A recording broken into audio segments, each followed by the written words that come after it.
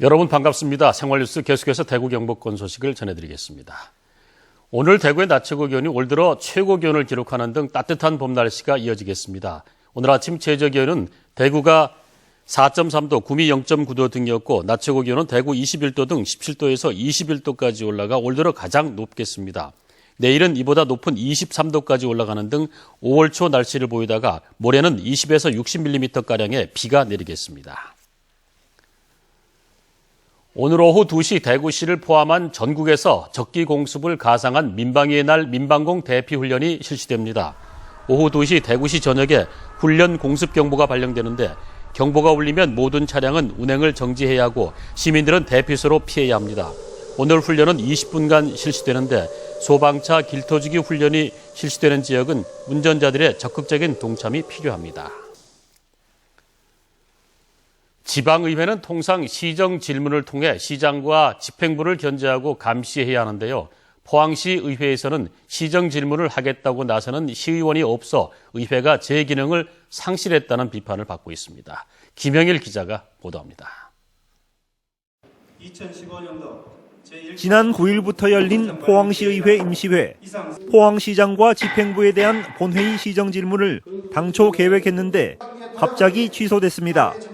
시정 질문을 하겠다는 시의원이 거의 없어 이 같은 황당한 일이 벌어졌습니다. 시정 질문은 견제와 감시를 위해 지방의원들에게 주어진 소중한 기회인데 스스로 권리와 의무를 포기한 것입니다. 이강덕 시장 취임 이후에도 전혀 살아나지 않는 지역 경제와 텅텅 비어있는 산업단지 문제, 낙제점을 받고 있는 청소행정에다 테크노파크 2단지에 대한 책임 논란까지 사실상 따지고 물어야 할 사안은 산적해 있습니다.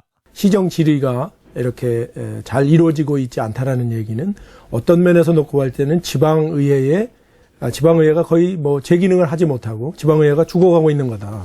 직무유기를 하고 있는 거다. 특히 지난해 출범 이후 포항시의회가 9개월 동안 8차례 회기를 개최했지만 본회의 시정 질문은 불과 2차례에 그쳤습니다. 이에 대해 포항시의회는 통상 연간 4차례의 본회의 시정 질문을 실시하는데 이번에는 시정 질문을 신청한 의원이 없어 불가피하게 일정이 취소됐다고 밝혔습니다. 임기 4년 동안 32명의 포항시 의원들이 받는 시민 혈세는 무려 45억 원에 이릅니다. 견제와 감시 기능이 사라진 지방의회는 더 이상 존재할 가치가 없습니다. MBC 뉴스 김혁일입니다.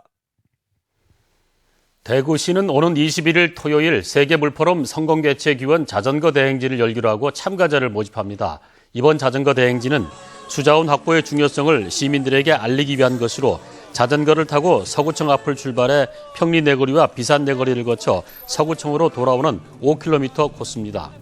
대구시는 오늘부터 닷새 동안 맑고 푸른 대구 20일 추진협의회 인터넷 홈페이지에서 참가 신청을 받습니다. 대구세관은 오늘부터 2주 동안 대구공항을 이용하는 해외 여행자를 대상으로 면세 범위 600달러를 초과하는 휴대물품을 집중 단속합니다. 면세 범위를 초과한 물품을 자진 신고하면 15만 원 한도 안에서 관세의 30%를 깎아주며 자진 신고를 하지 않으면 40에서 60%의 가산세를 부과합니다. 다른 사람의 물품을 대신 반입하다 적발되면 물건이 압수되고 밀수입죄 등 법적 처벌도 받을 수 있습니다.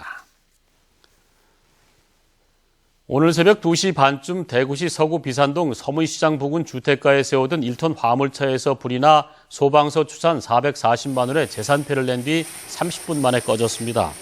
경찰은 주차한 지 하루가 지난 차에서 불이 난 것으로 미뤄 방화일 가능성이 있다고 보고 수사하고 있습니다.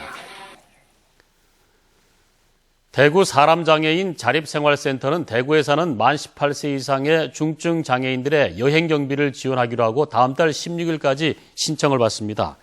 장애인 1인당 하루 5만 원씩 사흘까지 지원하고 제주도는 하루 12만 원까지 지원하는데 1인당 2만 원 이하의 본인 부담금이 발생합니다. 사람장애인 자립생활센터는 다음 달 16일까지 방문이나 우편, 팩스를 통해 신청을 받습니다.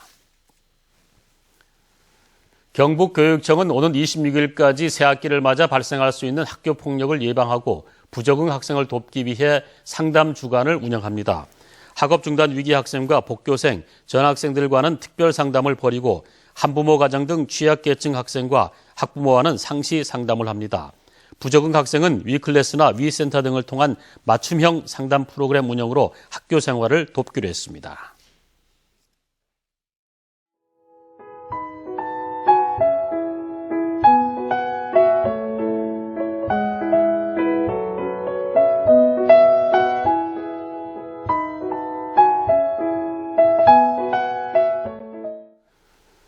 이상으로 생활 뉴스 모두 마치겠습니다. 함께 해주신 여러분 고맙습니다.